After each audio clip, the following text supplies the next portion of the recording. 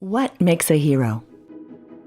According to philosopher and scholar Joseph Campbell, a hero is an archetypal figure who takes a journey from his or her ordinary world, goes out on an adventure, through a decisive crisis wins a victory, then returns home transformed with gained wisdom to offer others.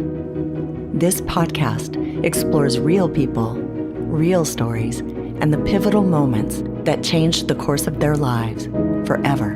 There's no transformation without promises and requests, because at some point in the process of fulfilling my promise, I come up against every time, am I going to do this because of what I said? Or am I going to back off and do something else that feels better, that's more immediate? And in that moment, when I really believe, when I choose to do what I promised, I actually become my word.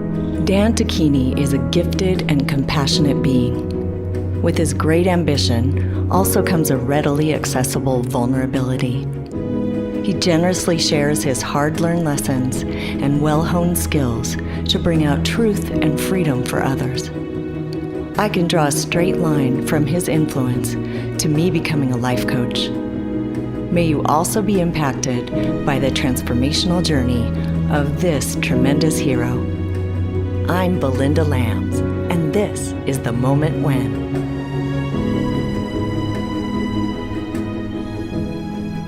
For the last 35 years, Dan Tocchini III has been a business and social entrepreneur and a published author. Dan specializes in curriculum design, training, executive coaching, change management, conflict resolution, corporate culture, sales, negotiation, and business development. He is the founder and CEO of Blood and Ethos, Institute for Heroic Living, training and coaching in living a sustainably productive life of meaning. Dan has developed curriculum for ESPN, Disney, Interstate Batteries, Microsoft, Straight Ahead Ministries, Defy Ventures, and Crossing the Jordan. How do we know each other? We know each other from the experience of the training. That's how I know you. And I remember you, your face, and I remember some of the interactions, but that's it. What do you remember? I remember, so I took breakthrough training, I think in maybe 2001. It rocked my world and kind of shook some of the false personas off of me and helped me get more in touch with a deeper part of myself that I knew was there, but I didn't know how to access in interactions with other people as well as I learned afterward. So it was very, very powerful for my life. You were not my trainer. I had a different trainer, but I knew your name because you were behind the whole thing.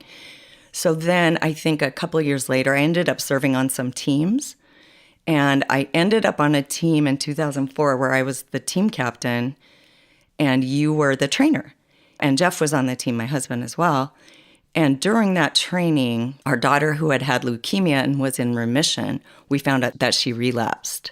We had to quit the team and go into the hospital and deal with that. And so you were the captains, and I remember we prayed for you just before you left. And that's right. Yeah, she died in 2004. So that training was probably 2003 because she went through a year of intensive experimental stuff and she didn't make it. So that's a whole other story, and that's part of why I'm doing this too. Yeah, it makes sense. I'm so sorry. Yeah, thank you. So that's been 14 years. So I don't know what you're going to share, and I'm really excited to find out. Let's start with what your ordinary world was like before you got your call. Well, my ordinary world was pretty crazy. My mother was a manic depressive schizophrenic and started to have episodes when I was around 11 or 12 years old. Very much like a beautiful mind. I mean, she was brilliant, loving, and she was under a lot of pressure. My dad was a womanizer and gone a lot, and they weren't getting along, and they didn't really break up till I was 18, so it was a pretty hairy ride for, 6 or so years.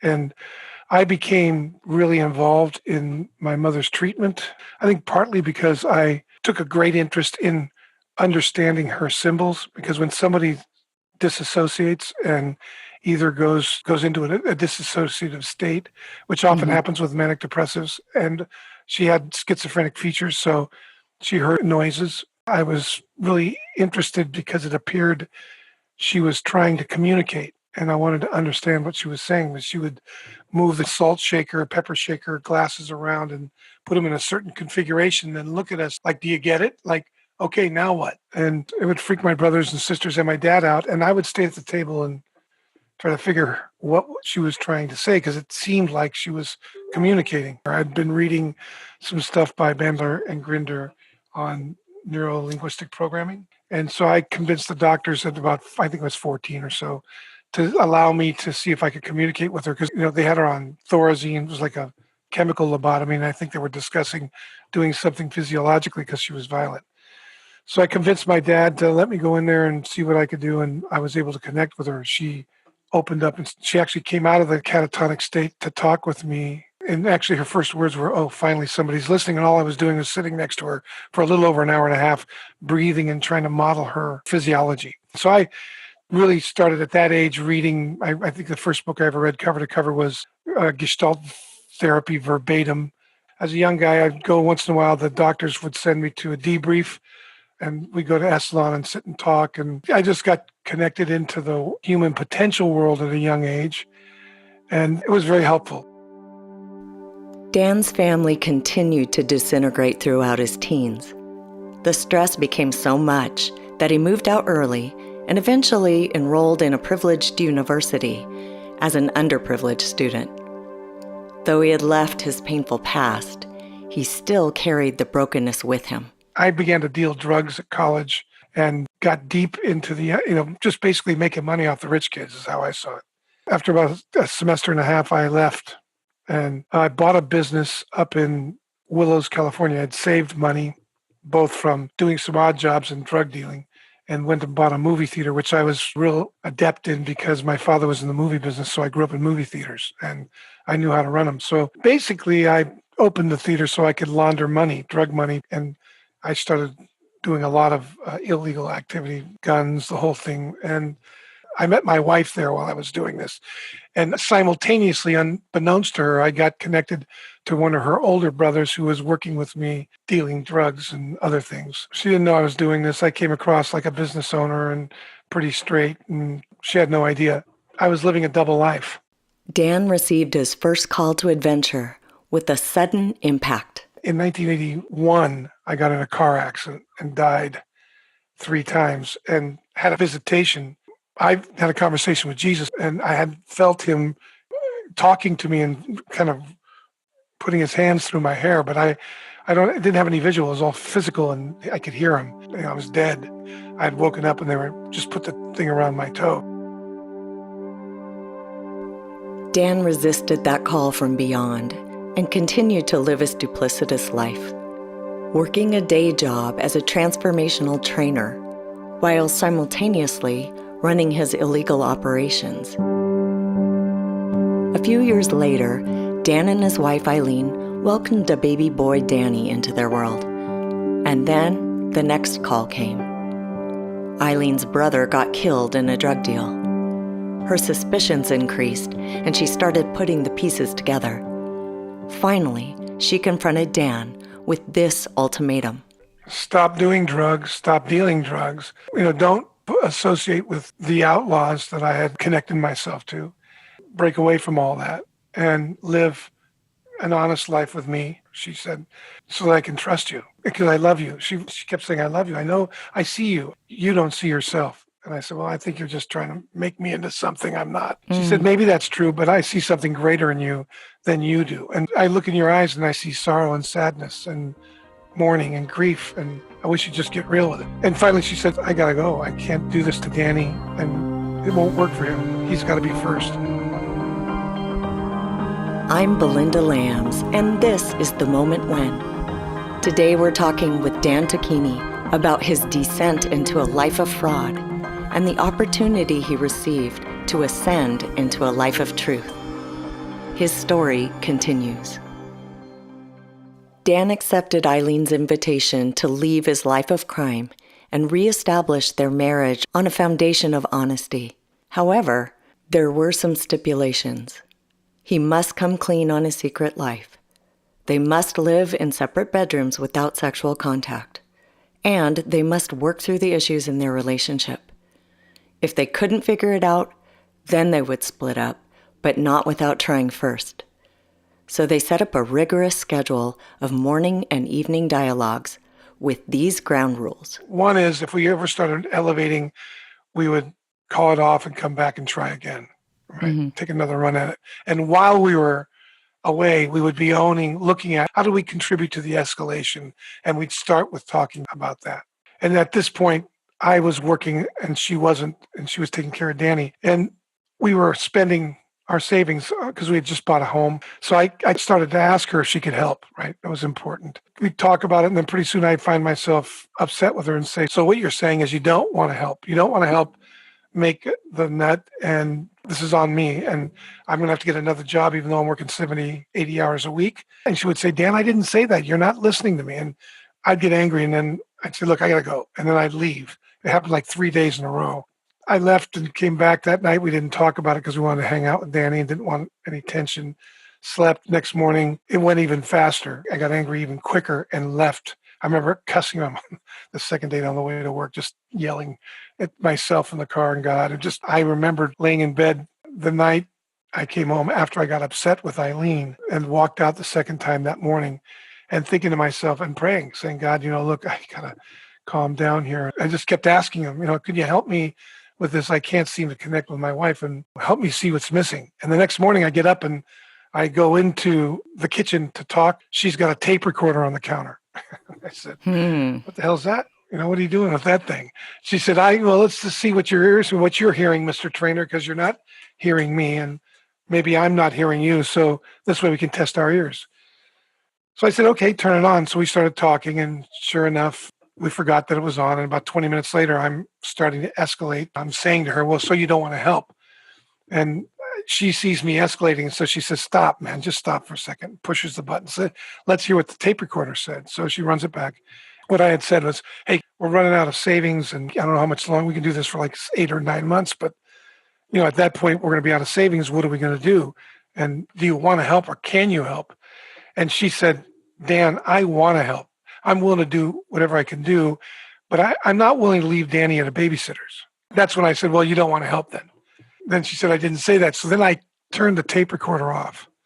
And I said, okay, you didn't say that exactly, but you meant it, right? And she rolls her eyes and says, look, man. And I said, okay, good. If you meant it, then what would you do? Because I thought I'd catch her off guard. She goes, wait a minute. She pulls out of her purse a 2-page business plan for a daycare center. And that's when I realized that the very work I was doing, I wasn't really practicing. And the difference between what I was saying about what Eileen was saying and what Eileen was saying was quite vast. And I had collapsed the two. And it was a profound revelation for me. And then I started wondering, where else am I doing this in my life? The moment when is a pivotal moment that shifts the trajectory of one's life. It might come in the dark night of the soul or in a moment of illumination.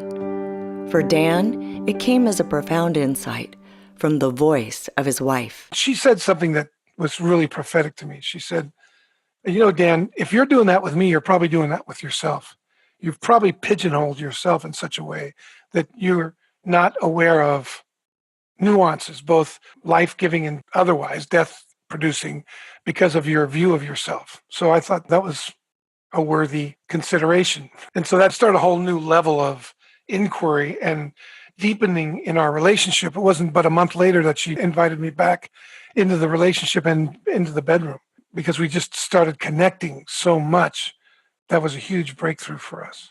Did you understand immediately how you could shift yourself, or was it a gradual process of practicing new way of listening with her or with yourself? Well, it was both. It was an immediate breakthrough in my effectiveness, and I knew where to focus.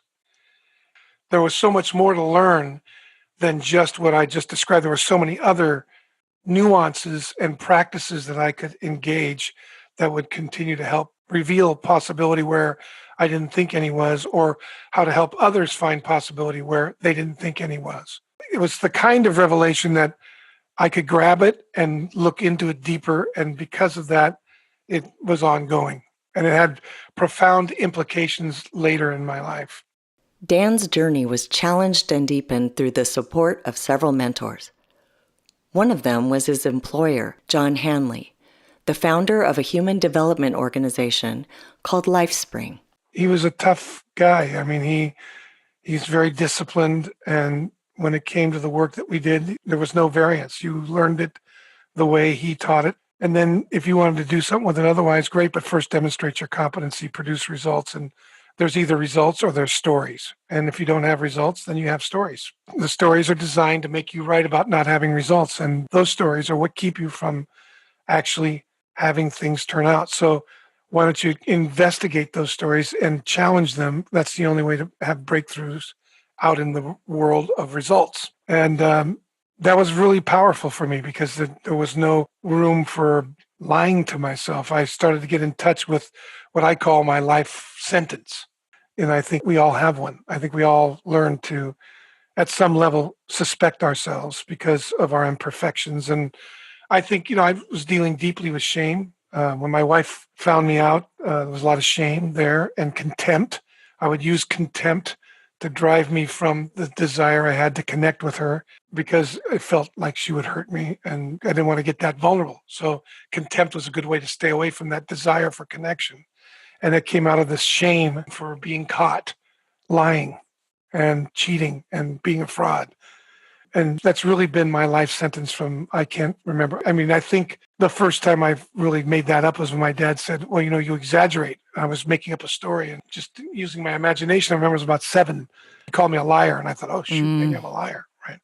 And that's when I was kind of tracing back where I might have bought this or used this against myself. Not like he treated me like that. He just was addressing me from what his perspective was. And I had quite a conflicted relationship with him until I was about 23, 24. And he became one of my mentors as well later on. But this guy, John Hanley, was really helpful in discerning what I do to myself, finding some solid ground for me to look and see where I stood. And it was either I'm producing what I said or I didn't. And if I wasn't, what was the story I was making up? And if I couldn't break through, what was I making up that was making me right about where I'm at? What sacrifices was I unwilling to make because I'd rather be right? And my wife was instrumental in revealing this at the, simultaneously she's bringing the tape recorder and having these conversations with me. So all this came together in a very powerful way. And all of a sudden it just crystallized and I had a sense of what to focus on when I'm working on myself at transforming and reinventing myself, and then also how I could work with others. As Dan's self-awareness grew, he began to focus on his faith as well. This brought him face to face with his resistance toward religion. I grew up in the Catholic Church. I was physically abused by nuns, beat, dragged. I got one nun dragged me up the aisle when I was 7 by the ear and slapped me around. And so I really had a hard time with dogma and religious stuff. And so being a Christian wasn't my favorite thing. In fact, my faith was a problem for me because I didn't want to be one of them, a fraud, a fraud. How funny, right? Yeah, right. Well, it makes sense, right? So instead, I'll just be a fraud. That's right. I'll just be a fraud in another way.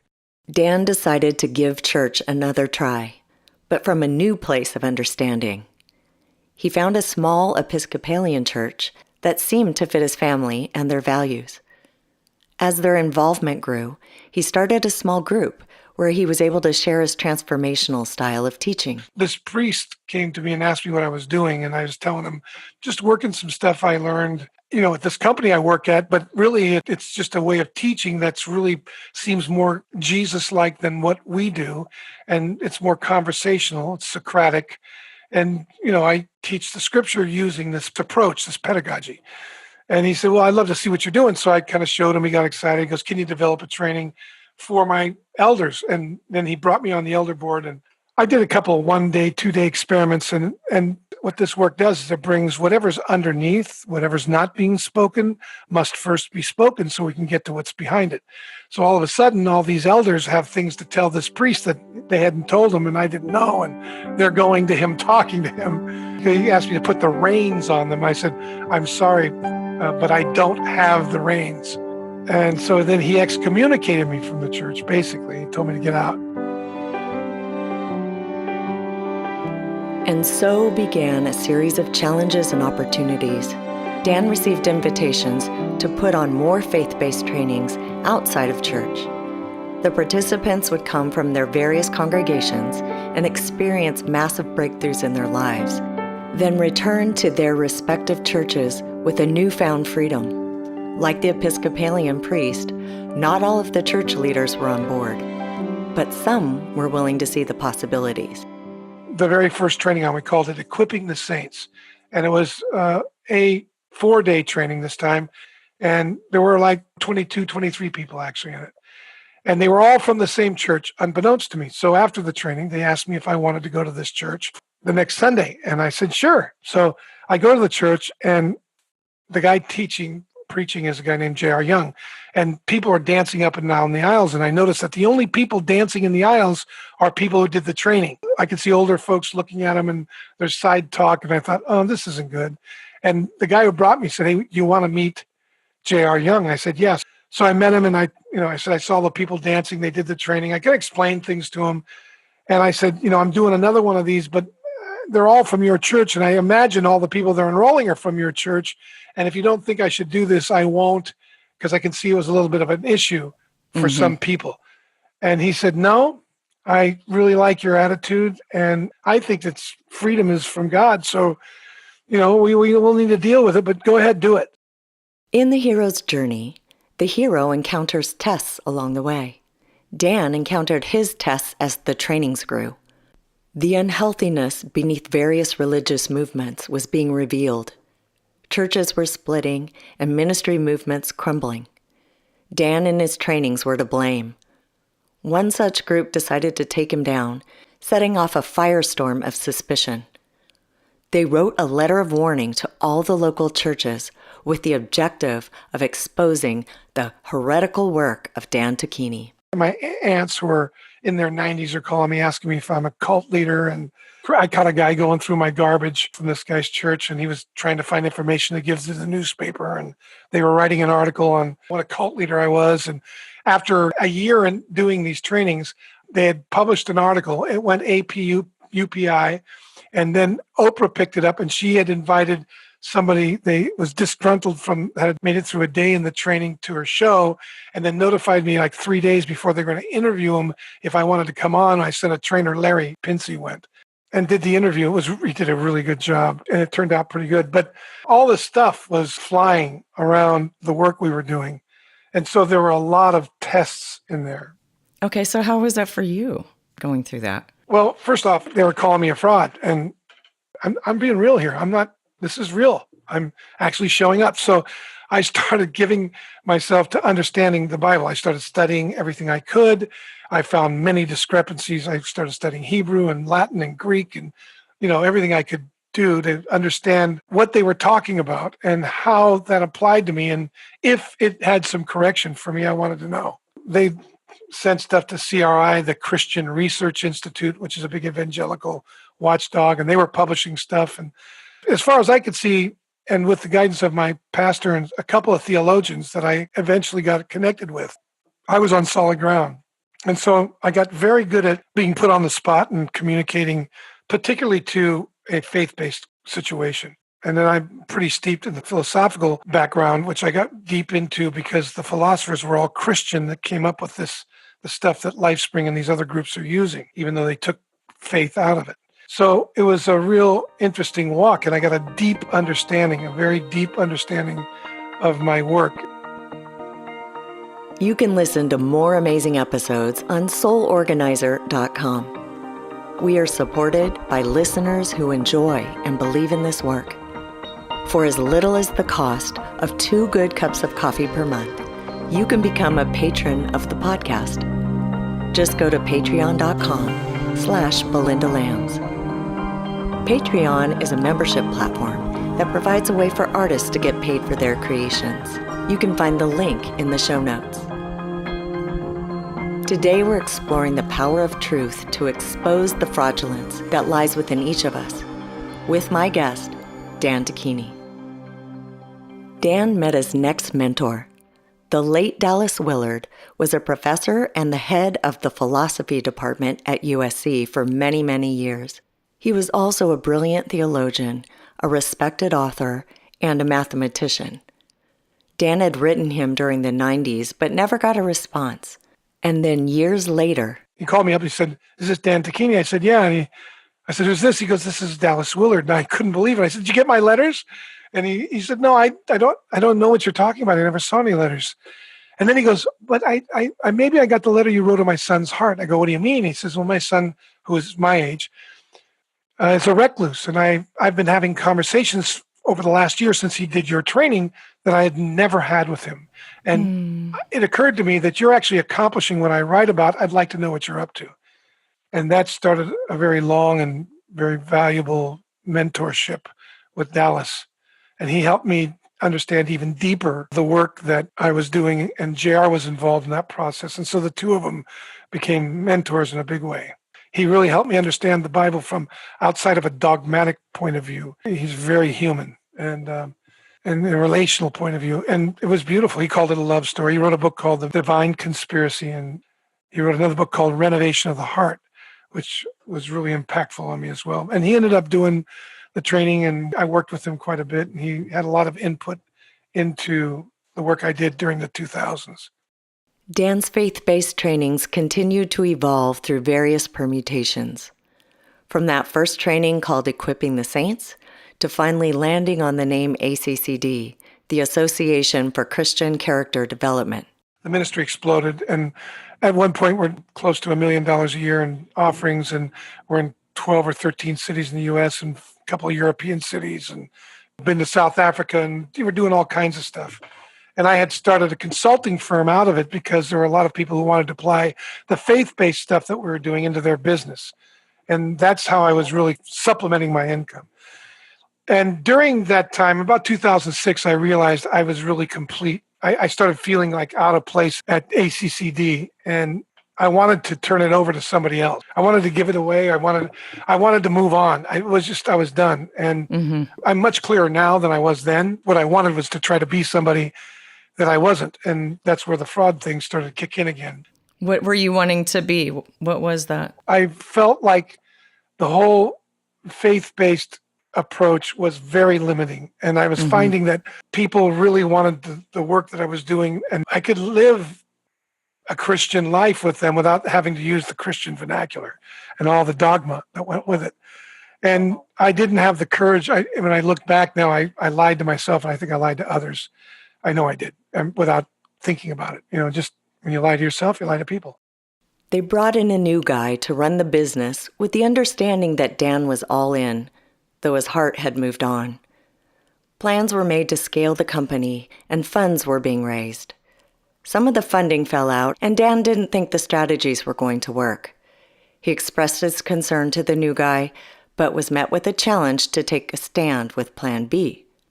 Rather than say no, Dan stayed in, knowing that he really wanted out. I remember this point where I betrayed myself. And I remember it's at that point I started really feeling shame and contempt again. And I remember laying in bed, not being able to sleep and not being able to figure out what it was.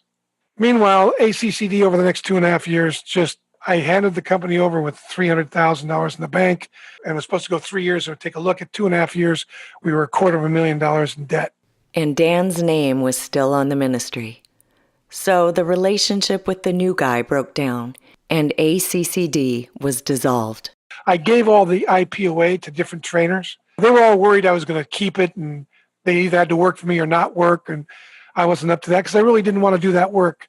And so I gave it away, and what I saw was really beautiful, because what I ultimately wanted was to see the work go on in the church and not be snuffed out because I wasn't up to it.